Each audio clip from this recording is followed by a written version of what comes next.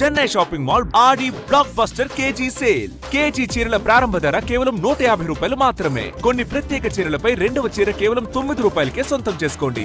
మానవ సహిత అంతరిక్ష యాత్ర గగన్యాన్ వంటి ఎన్నో ప్రతిష్టాత్మకమైన ప్రాజెక్టులకు గడువు దగ్గర పడుతున్న వేళ ఇస్రోలోని సీనియర్ శాస్త్రవేత్తల వరుస రాజీనామాలు భారత్ను ఇబ్బంది పెడుతోంది.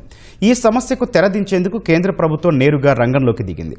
నిపుణులు ఇస్రోను విడిచిపెట్టి వెళ్లకుండా చర్యలకు ఉపక్రమించింది. అనుభవజ్ఞులైన శాస్త్రవేత్తల రాజీనామా, పదవీ విరమణలను ఆమోదించే అధికారాన్ని ఇస్రో డైరెక్టర్ల చేతుల నుంచి తొలగించింది. ఇకపై ఆ పనిని తామే చూసుకుంటామని తేల్చి చెప్పింది. భారత అంతరిక్ష పరిశోధన సంస్థ ఇస్రోలో సీనియర్ శాస్త్రవేత్తల వరుస రాజీనామాలు తీవ్ర ఆందోళన కలిగిస్తున్న వేళ కేంద్ర ప్రభుత్వం స్వయంగా రంగంలోకి దిగింది. శాస్త్రవేత్తల వలసలను అరికట్టేందుకు కేంద్ర అంతరిక్ష విభాగం సిబ్బంది రాజీనామాలు, పదవీ విరమణ నిబంధనలను కఠినతరం చేస్తూ అంతర్గత మెమో జారీ చేసింది.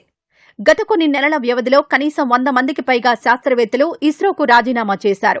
ఈ నేపథ్యంలో భారత్ ఎంతో ప్రతిష్టాత్మకంగా చేపట్టిన మానవ సహిత అంతరిక్ష యాత్ర గగన్యాన్ వంటి కీలక మిషన్లలో పనిచేస్తున్న గ్రూప్ ఏ శాస్త్రవేత్తల వలసలను అడ్డుకునేందుకు కేంద్ర ప్రభుత్వం ఈ నిర్ణయం తీసుకుంది.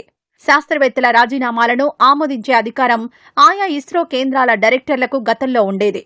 తాజా నిబంధనల ప్రకారం ఇకపై కీలక ప్రాజెక్టుల్లోని శాస్త్రవేత్తల రాజీనామా దరఖాస్తులను పరిశీలించి ఆమోదం తెలిపే అధికారం నేరుగా కేంద్ర అంతరిక్ష విభాగానికే ఉంటుంది. అత్యంత నైపుణ్యం కలిగిన శాస్త్రవేత్తల స్థానాలను వెంటనే భర్తీ చేయడం కష్టంగా మారుతోంది. వీరి ఆకస్మిక రాజీనామాలతో ప్రయోగాల గడువు కొనసాగింపుపై ప్రభావం పడుతున్న వేళ కేంద్రం ఈ చర్యలు చేపట్టింది. అంతరిక్ష రంగంలో ప్రైవేట్ సంస్థలకు అవకాశం ఇవ్వడంతో దేశంలో కొత్తగా అనేక ఏరోస్పేస్ కంపెనీలు, స్టార్టప్లు పుట్టుకొచ్చాయి. ఇవి ఇస్రోలోని నిపుణులకు ఉన్నత పదవులు, భారీ వేతనాలను ప్రకటిస్తున్నాయి.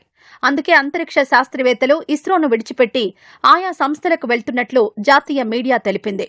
ఇస్రోలో ఇలా జరగడం ఇదే తొలిసారి కాదు. 2017కు ముందు కూడా 5 ఏళ్ల వ్యవధిలో దాదాపు 300 మంది శాస్త్రవేత్తలు ఇస్రోను విడిచిపెట్టారు. కేవలం రాజీనామా నిబంధనలు కఠినతరం చేసినంత మాత్రాన వలసలు ఆగవని మాజీ అధికారులు అభిప్రాయపడుతున్నారు. ఉద్యోగుల వృత్తిగత ఎదుగుదల, పని వాతావరణం, వారిని ప్రోత్సహించే విధానాలను మెరుగుపరచాలని సూచిస్తున్నారు.